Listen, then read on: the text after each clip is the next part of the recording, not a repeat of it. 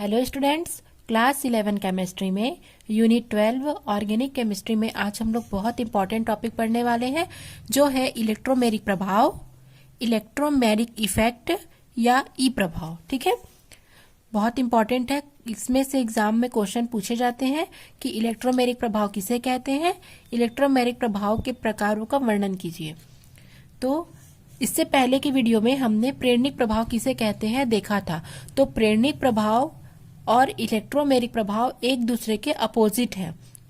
अगर प्रेरणिक प्रभाव में, ठीक है, क्या होता है, प्रेरणिक प्रभाव में अणु में इलेक्ट्रॉन युग्म का विस्थापन स्थायी होता है, लेकिन इलेक्ट्रोमेरिक प्रभाव में इलेक्ट्रॉन युग्म का जो स्थानांतरण है वो अधिक विद्युत ऋणात्मक परमाणु की ओर होता है और यह एक अस्थायी प्रभाव होता है। ठीक है, तो देखते हैं क्या होता है। यह एक अस्थायी प्रभाव होता है। किसी आक्रमणकारी अभिकर्मक अटैकिंग रिएजेंट के प्रभाव से किसी अणु में उपस्थित द्विबंध या त्रिबंध के पाई इलेक्ट्रॉनों का अधिक ऋण विद्युतीय परमाणु की ओर पूर्ण विस्थापन इलेक्ट्रोमेरिक प्रभाव कहलाता है। यह इसकी परिभाषा हो जाएगी। ठीक है, इसे ई प्रभाव से व्यक्त किया जाता है। यह प्रभाव अस्थायी रूप से होता है और आक्रमणकारी जो अभिकर्मक है उसके हटाने से यह प्रभाव स्वतः ही समाप्त हो जाता है। इस प्रभाव को मुड़े हुए तीर से हम प्रदर्शित करते हैं। अब इसे हम समझेंगे। ठीक है, इलेक्ट्रोमेरिक प्रभाव को अगर अब हम समझेंगे तो इलेक्ट्रोमेरिक प्रभाव सबसे पहला पॉइंट आएगा कि यह एक अस्थायी प्रभाव है। ठीक है, जो कि रासायनिक अभिक्रिया के दौरान उत्पन्न होता है। ठीक है, रासायनिक अभिक्रिया के दौरान क्या होता है, उत्पन्न होता है। तीसरा पॉइंट आ जाएगा, यह केवल बहुबंधों में होता है। ठीक है, केवल बहु आबंधों में ही इलेक्ट्रोमेरिक प्रभाव पाया जाता है। इसका भी कारण है, क्योंकि ये केवल पाई युग्म का ही, पाई इलेक्ट्रॉन युग्म का ही स्थानांतरण करता है। ठीक है, इस कारण। और हमको पता है कि सिंगल बॉन्ड में सिग्मा बंध पाए जाते हैं, किंतु डबल बॉन्ड में एक सिग्मा और एक पाई होते हैं और ट्रिपल बॉन्ड में 2 पाई और 1 सिग्मा होते हैं। ठीक है, हमको ये ज्ञात है कि एकल बंध में सिग्मा, द्विबंध में 1 सिग्मा और 1 पाई और त्रिबंध में 2 पाई और 1 सिग्मा बंध पाए जाते हैं। तो चूंकि यह अभिक्रिया केवल पाई इलेक्ट्रॉन युग्म के स्थानांतरण से संबंधित है, इसलिए यह केवल बहु आबंधों में ही पाया जाता है। एकल बंध में यह अभिक्रिया नहीं पाई जाती है। ठीक है, और इसमें क्या होता है, पाई इलेक्ट्रॉन युग्म का पूर्ण रूप से स्थानांतरण होता है। और इस अभिक्रिया में, ठीक है, चौथा पॉइंट है बाह्य आक्रमणकारी अभिकर्मक, जिसको हम अटैकिंग रिएजेंट कहते हैं। ठीक है, इसकी उपस्थिति अनिवार्य है। और जैसे ही हम ये बाह्य आक्रमणकारी अभिकर्मक, ठीक है, को हटा लेते हैं तो यह अभिक्रिया स्वतः ही समाप्त हो जाती है। ठीक है, यह जो प्रभाव है बाह्य आक्रमणकारी अभिकर्मक के हटा लेने पर स्वतः ही समाप्त हो जाती है। तो यह हो जाता है आपका इलेक्ट्रोमेरिक प्रभाव, जो कि एक अस्थायी प्रभाव है, जो कि केवल रासायनिक अभिक्रिया के दौरान ही उत्पन्न होता है। अचानक से उत्पन्न होने वाली यह प्रभाव होता है। केवल बहुबंध जिसमें द्विबंध और त्रिबंध पाया जाता है उसमें यह प्रभाव देखा जाता है, क्योंकि इसमें पाई इलेक्ट्रॉन युग्म का पूर्ण रूप से किस पर विस्थापन होता है, अधिक विद्युत ऋणी तत्व की ओर। ठीक है, अधिक विद्युत ऋणी तत्व की ओर पूर्ण रूप से विस्थापन हो जाता है। और यह केवल बाह्य आक्रमणकारी अभिकर्मक की उपस्थिति से ही संपन्न होता है। जैसे ही हम बाह्य आक्रमणकारी अभिकर्मक को हटा लेते हैं तो यह प्रभाव समाप्त हो जाता है। क्लियर हुआ? तो यह परिभाषा कि किसी अणु में उपस्थित द्विबंध या त्रिबंध के पाई इलेक्ट्रॉनों का अधिक ऋण विद्युतीय परमाणु की ओर पूर्ण विस्थापन इलेक्ट्रोमेरिक प्रभाव कहलाता है। इसे हम ई प्रभाव से कहते हैं। इसे हम मुड़े हुए तीर से प्रदर्शित करते हैं। यहाँ पर आप देख सकते हैं कार्बन डबल बॉन्ड कार्बन है, यहाँ पर द्विबंध पाया जाता है। तो मुड़ा हुआ तीर से इसलिए शो किया जा रहा है क्योंकि ये इलेक्ट्रोमेरिक प्रभाव हो रहा है। यहाँ पर क्या हो रहा है, जो आक्रमणकारी अभिकर्मक की उपस्थिति हो जाने पर यहाँ का जो इलेक्ट्रॉन युग्म है वो पूर्ण रूप से इस कार्बन पर अटैक कर रहा है, जिससे इस पर ऋणात्मक और इस पर धनात्मक आवेश उत्पन्न हो रहे हैं। कारण यह है कि यहाँ का जो पाई इलेक्ट्रॉन युग्म है, ठीक है, वो यहाँ से यहाँ छलांग लगा रहा है। तो इस प्रकार यहाँ इलेक्ट्रॉनों की कमी हो जा रही है, जिससे यहाँ पर आंशिक धनावेश और यहाँ पर इलेक्ट्रॉन युग्म आ जाने से आंशिक ऋणावेश उत्पन्न हो रहे हैं। क्योंकि हमें पता है इलेक्ट्रॉन को जब त्याग किया जाता है तो धनात्मक लगता है और ग्रहण करने पर ऋणात्मक लगता है। ठीक है, आगे देखते हैं। इलेक्ट्रोमेरिक प्रभाव से विभिन्न प्रकार की क्रियाएं संपन्न होती हैं, जैसे एल्डिहाइड, कीटोन आदि में किसी ऋणात्मक अभिकारक की उपस्थिति में क्रिया निम्नानुसार होती है। जैसे मान लेते हैं इलेक्ट्रोमेरिक प्रभाव केवल एल्डिहाइड, कीटोन, ठीक है, पर ही संभव है। तो कीटोन में आप देख सकते हैं कार्बन डबल बॉन्ड O द्विबंध पर हो रहा है।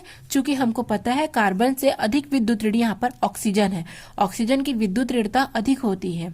इस कारण जो पाई इलेक्ट्रॉन युग्म है वो इलेक्ट्रॉन युग्म जो कि कहाँ चले जा रहा है, ऑक्सीजन पर ट्रांसफर हो रहा है। ठीक है, तो क्या हो रहा है, ऑक्सीजन पर ऋणावेश लग रहा है और यहाँ पर आंशिक धनावेश लग रहा है। तो ये कब हो रहा है, जब कीटोन या एल्डिहाइड पर ऋणात्मक अभिकारक की उपस्थिति होने से। तो ऋणात्मक अभिकारक कहाँ पर जाएगा, यहाँ पर जाएगा। प्रोसेस इस प्रकार से होता है कि जो डबल बॉन्ड का जो पाई इलेक्ट्रॉन युग्म है वो ऑक्सीजन की ओर क्या हो जाएगा, विस्थापित हो जाएगा पूर्ण रूप से, क्योंकि ऑक्सीजन अधिक विद्युत ऋणी है कार्बन की अपेक्षा।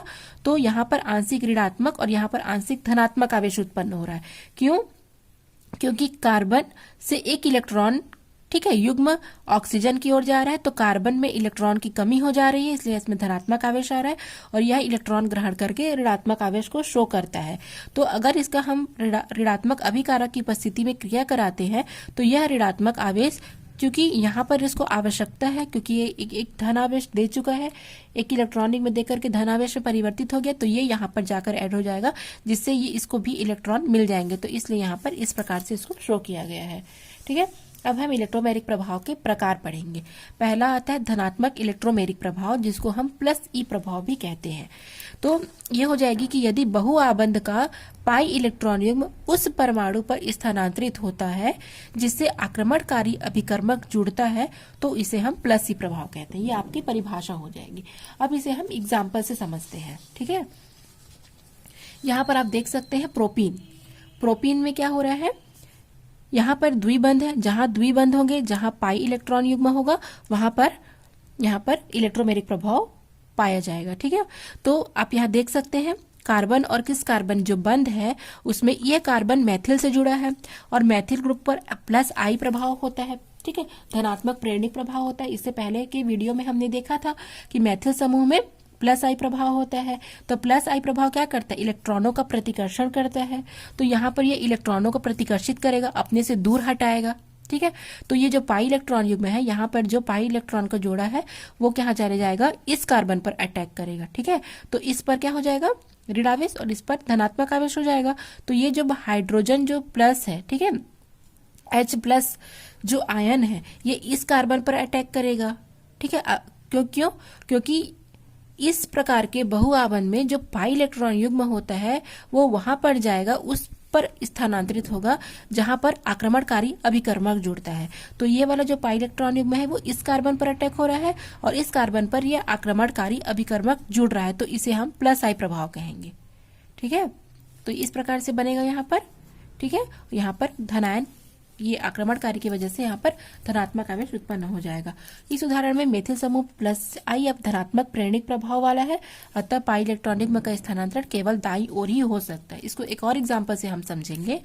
एक और एग्जांपल देखते हैं, CH3 डबल बॉन्ड H, ये आक्रमणकारी रिएजेंट है। ठीक है, आक्रमणकारी रिएजेंट है। तो यहाँ पर आप देख सकते हैं, यहाँ पर पाई इलेक्ट्रॉन युग्म है, तो चूंकि यहाँ पर दो मेथिल ग्रुप है तो यहाँ पर प्लस आई इफेक्ट, प्लस आई अर्थात धनात्मक प्रेरणिक प्रभाव शो करेगा, जिससे जो यहाँ पर इलेक्ट्रॉन युग्म पाया जाएगा उसे क्या करेगा, ये अपने से दूर करेगा। ठीक है, ये दोनों क्या करेंगे, प्रतिकर्षण करते हैं इलेक्ट्रॉन का, तो इलेक्ट्रॉन का प्रतिकर्षण करेंगे जिससे ये क्या करेगा, इसको दूर प्रतिकर्षित करेगा। तो इस प्रकार जो इलेक्ट्रॉन युग्म है वो यहाँ पर छलांग लगा लेगा। ठीक है, ये जो इलेक्ट्रॉन युग्म है पाई इलेक्ट्रॉन युग्म वो इस कार्बन पर छलांग लगा लेता है, इस कार्बन पर छलांग लगा लेगा और इस कार्बन पर आक्रमणकारी रिएजेंट भी क्या करेगा, अभिक्रिया करेगा। तो इस प्रकार के प्रभाव को हम क्या कहते हैं, धनात्मक इलेक्ट्रोमेरिक प्रभाव कहते हैं। तो अब हो जाएगा CH3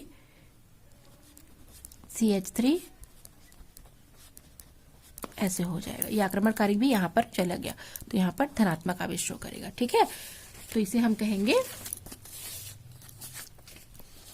पाई इलेक्ट्रॉन का स्थानांतरण केवल दाईं ओर ही होगा। उसके बाद हम नेक्स्ट पढ़ेंगे ऋणात्मक प्रेरणिक प्रभाव, इलेक्ट्रोमेरिक प्रभाव का। ठीक है, यहां पर मिस्टेक हो गया है, इलेक्ट्रोमेरिक प्रभाव, ऋणात्मक इलेक्ट्रोमेरिक प्रभाव जिसको हम -I प्रभाव भी कहते हैं। यदि बहुबंध का पाई इलेक्ट्रॉन युग्म उस परमाणु से दूर स्थानांतरित होता है जिससे आक्रमणकारी अभिकर्मक जुड़ता है तो इसे हम -E प्रभाव कहेंगे। उदाहरण के लिए फॉर्मेल्डिहाइड पर हम साइनाइड आयन के आक्रमण को शो करते हैं। ठीक है, तो परिभाषा आपने देखी, यहाँ पर फॉर्मेल्डिहाइड है, ये है आक्रमणकारी रिएजेंट, इसकी अभिक्रिया होगी तो आप देख सकते हैं यहाँ पर।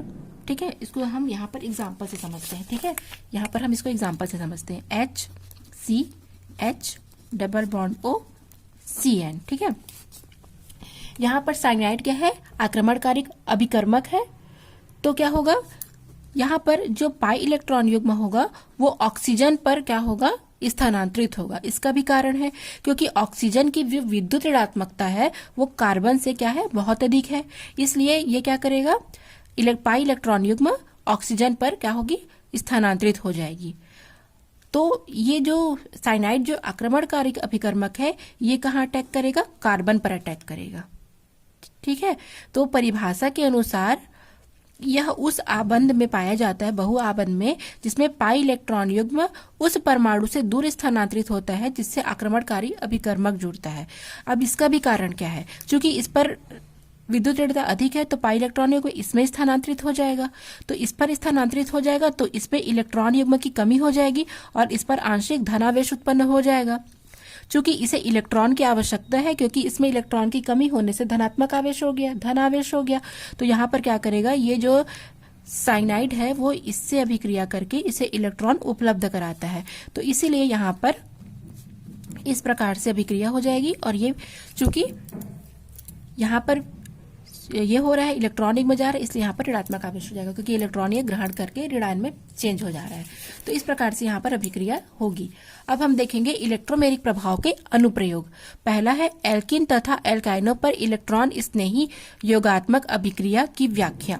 ठीक है, तो यहाँ पर हम एथीन लिए हैं और यहाँ पर HCl लिए हैं। तो आप देख सकते हैं यहाँ पर फिर से क्या होगा, कार्बन क्या करेगा, इलेक्ट्रॉन से ही इलेक्ट्रॉन युग्म को दान करता है। ठीक है, और ये जो इलेक्ट्रोमेरिक प्रभाव है ये मेन योगात्मक अभिक्रियाओं पर ही ठीक है संपन्न होता है। योगात्मक अभिक्रियाओं में ही इलेक्ट्रोमेरिक प्रभाव पाया जाता है। तो जब पाई इलेक्ट्रॉन युग्म कार्बन पर स्थानांतरित होंगे तो अब यहां पर क्या आ जाएगा, ब्रोमाइड लग जाएगा। ठीक है,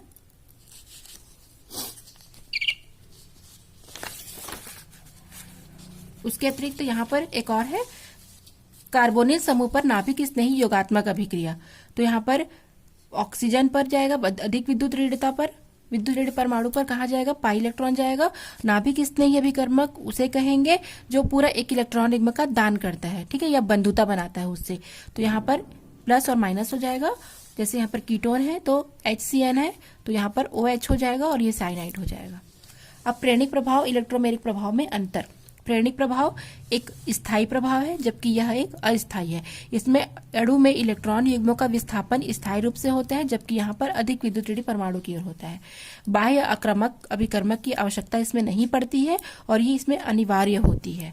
इसमें आवेशों का आंशिक पृथक्करण होता है, लेकिन इसमें आवेश का पूर्ण रूप से पृथक्करण होता है।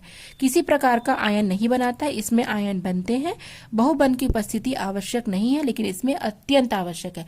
बहुबंध पर ही इलेक्ट्रोमैग्नेटिक प्रभाव पाया जाता है। ठीक है, तो ये टॉपिक आज का यहाँ पर क्लियर हो गया। Thanks for watching.